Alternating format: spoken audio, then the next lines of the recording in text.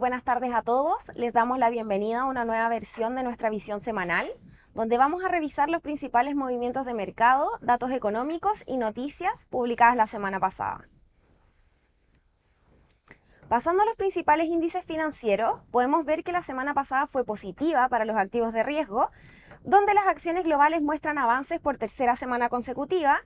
y el evento más importante de la semana fue la publicación de los datos de precios en Estados Unidos, que estuvieron por debajo de las expectativas, los cuales se suman a una serie de señales que apuntan a que la Reserva Federal podría haber concluido con las alzas de tasas en el ciclo actual. En este contexto, las acciones globales suben casi un 3% y la renta fija global también muestra un avance de casi 2%, con la tasa de los Treasuries a 10 años mostrando un retroceso de 22 puntos base. Por su parte, el índice general de commodities muestra un avance de 0.4%, donde destacan los metales y el dólar a nivel global se deprecia con fuerza, un 1.8%, registrando su mayor caída semanal desde julio. Pasando al mercado local, el IPSA muestra un retorno positivo de casi 3% en medio del reporte de resultados de las compañías del tercer trimestre de este año, y la renta fija local también tuvo un desempeño positivo, avanzando un 1.6% en la semana. El peso chileno se apreció con fuerza, casi 30 pesos, después de la publicación de datos de precio bajo lo esperado en Estados Unidos y también por el importante avance del cobre en la semana. Cabe destacar la alta volatilidad de nuestra moneda, donde se movió 20 pesos aproximadamente en el intraday.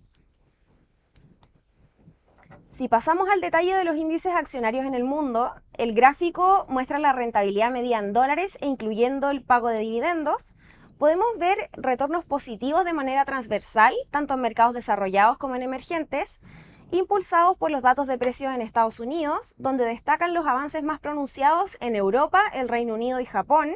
mientras que en emergentes destaca Latinoamérica, mostrando un avance de un 4.5%.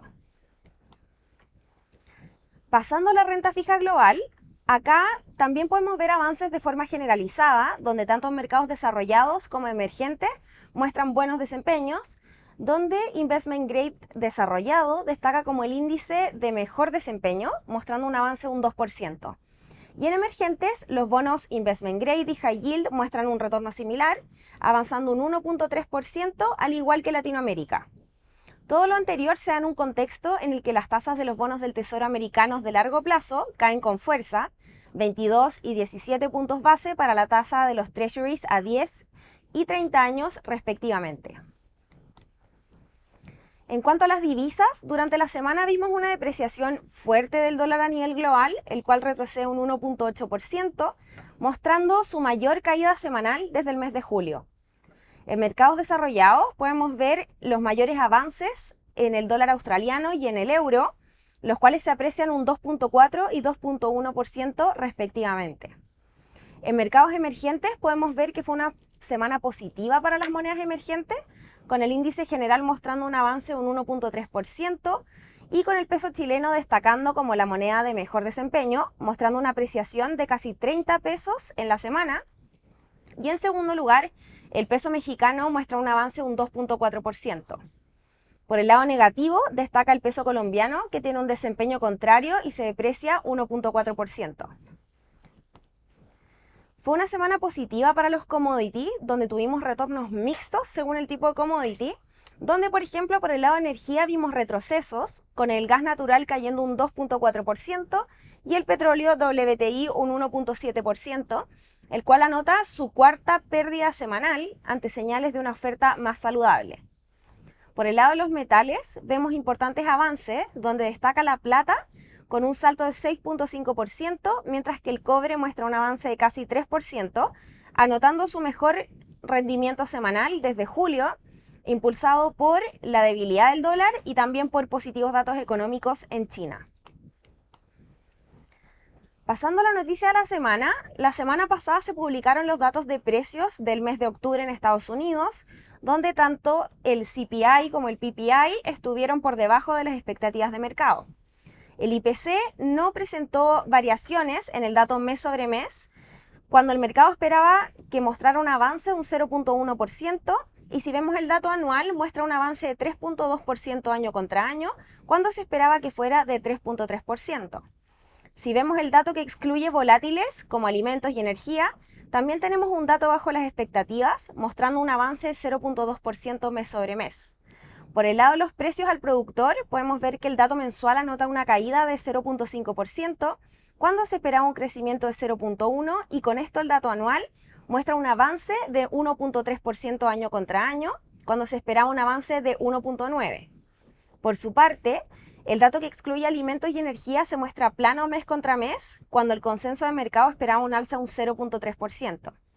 Estas sorpresas a la baja son un paso en la dirección deseada tanto por el mercado como por la autoridad monetaria, y esto explica el tono riscón de los distintos activos financieros durante la semana.